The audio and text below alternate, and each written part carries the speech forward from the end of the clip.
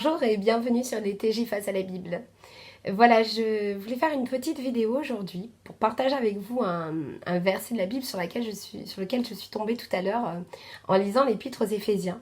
Et je trouvais vraiment que c'était une petite perle.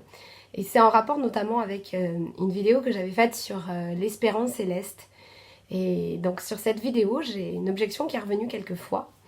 Ce qui faisait obstacle en fait à certaines personnes pour arriver à concevoir l'espérance céleste, c'est de se poser la question, de se dire pourquoi Dieu aurait mis l'homme sur la terre si de toute manière son dessein était que finalement il vive au ciel. Alors je trouve que la question est quand même pertinente, est intéressante, et j'avoue que jusqu'à maintenant j'avais pas trop de réponse à donner à ça. Jusqu'à ce que je tombe sur ce fameux texte dans l'épître aux Éphésiens qui vraiment, je trouve, enfin, pour moi, m'a vraiment éclairé sur ce point-là. En fait, il m'a aidé à regarder la question sous un autre angle et à déjà commencer par me demander, mais en fait, quel est vraiment le dessein de Dieu? Quel était vraiment le dessein de Dieu pour les humains? Et à me poser aussi une autre question un petit peu perturbante, mais je pense qu'elle est intéressante à se poser. Est-ce que Dieu savait? Est-ce que lorsque Dieu nous a créés, il savait tout ce qui allait se passer? Et en répondant à ces questions, en fait, il y a beaucoup de choses qui s'éclairent. Et c'est pour ça que je souhaitais vous faire partager ce que j'ai trouvé dans ce texte de la Bible. Alors le verset dont je vous parle se trouve en Éphésiens au chapitre 1, à partir du verset 4. Alors je vais vous le lire. Il est dit en lui, Dieu nous a élus avant la fondation du monde pour que nous soyons saints et irrépréhensibles par lui, devant lui, nous ayant prédestinés dans son amour à être ses enfants d'adoption par Jésus-Christ.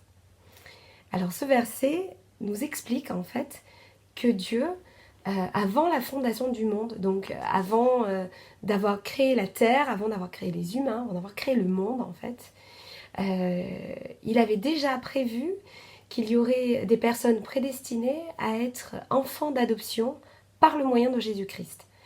Donc à la question est-ce que Dieu savait, eh bien ce verset est en train de nous expliquer que oui, Dieu savait. Il savait même au point qu'il avait déjà prévu la solution qui allait aller à la suite de tout ce qui allait se passer. Mais alors pourquoi Dieu a quand même créé les humains alors qu'il savait tout ça? Bien regardez, si on continue la lecture, je vais la reprendre à partir du verset 9. Il est dit « Nous faisons connaître le mystère de sa volonté » selon le bienveillant dessein qu'il avait formé lui-même pour le mettre à exécution lorsque les temps seraient accomplis, de réunir toutes choses en Christ, celles qui sont dans les cieux et celles qui sont sur la terre. Ce verset nous montre bien les mobiles de Dieu. Son dessein est bienveillant, il nous est dit. Donc en fait, ce dessein-là, de créer le monde malgré tout, c'est un dessein d'amour pour l'homme. Et la solution qu'il avait, et ce qu'il avait prévu, en fait, pour l'humain et pour toutes ses créations, en réalité, c'était de réunir par Christ, en Christ, en fait, tout ce qu'il y avait dans le ciel et ce qu'il y avait sur la terre. Et tout ça, ça allait faire un en Christ. Alors, moi, quand je lis ça, je trouve ça vraiment fabuleux parce que on sent tout l'amour que Dieu a pour la vie, tout l'amour que Dieu a pour ses créatures. Et on sent aussi à quel point Dieu veut que nous soyons tous un, que ce soit les choses du ciel ou les choses de la terre. Dieu veut vraiment tous nous unifier. Et le moyen d'unifier tout ça, en réalité, c'est Christ Jésus. Être réunis en Christ, c'est vraiment un dessein qui est bienveillant et qui est merveilleux pour nous. Parce que ce dessein, il signifie pour nous qu'on a une espérance qui est absolument fabuleuse. Il signifie, comme le dit le verset 3 du chapitre 1 d'Éphésiens, il signifie que Dieu nous a bénis de toutes sortes de bénédictions spirituelles dans les lieux célestes en Christ. Et si vous lisez, en fait je vous encourage vraiment à lire tout Éphésiens parce que c'est vraiment super, mais si vous lisez au chapitre 2 à partir du verset 4, il est dit « Mais Dieu, qui est riche en miséricorde, à cause du grand amour dont il nous a aimés, nous qui étions morts par nos offenses, nous a rendus à la vie avec Christ. » Il nous a rendus à la vie avec Christ. Pourquoi? Eh bien, il nous a ressuscités ensemble, dit le verset, il nous a fait asseoir ensemble dans les lieux célestes. Et tout ça, en fait, nous ne le méritons pas. Le verset 8 nous dit bien que c'est par grâce que nous avons tout ça, qu'en fait c'est un don de Dieu et qu'aucune œuvre que nous pourrions faire ne pourrait nous offrir ça. Le projet de Dieu de nous réunir en Christ et de nous offrir des bénédictions célestes comme ce qu'il va nous offrir, c'est vraiment un don gratuit, un don d'amour de Dieu.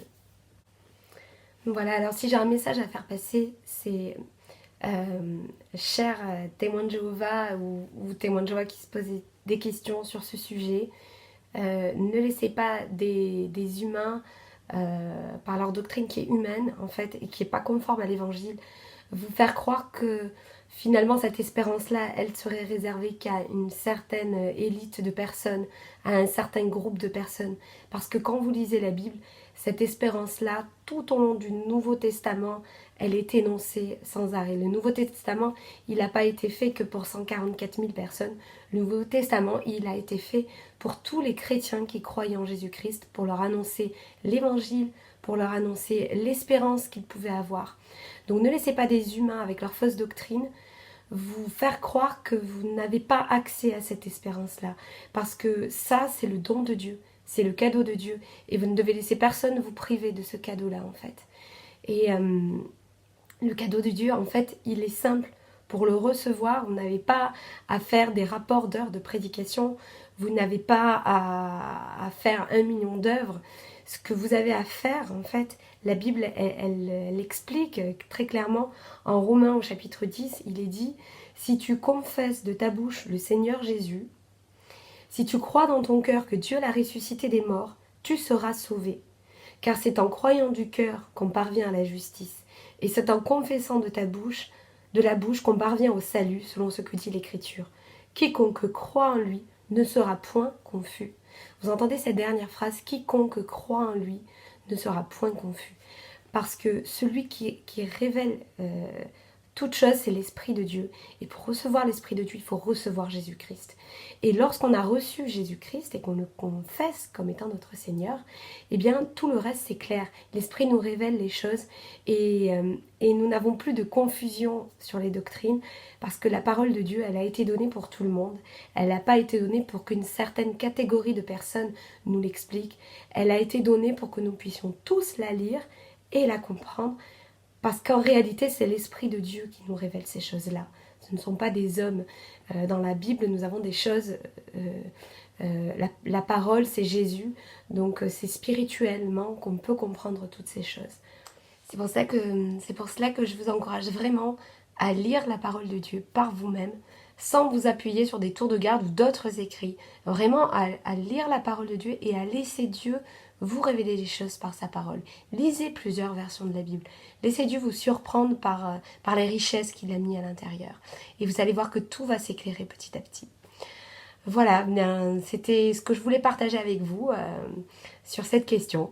Je vous remercie pour votre attention et puis je vous dis à très bientôt pour une prochaine vidéo.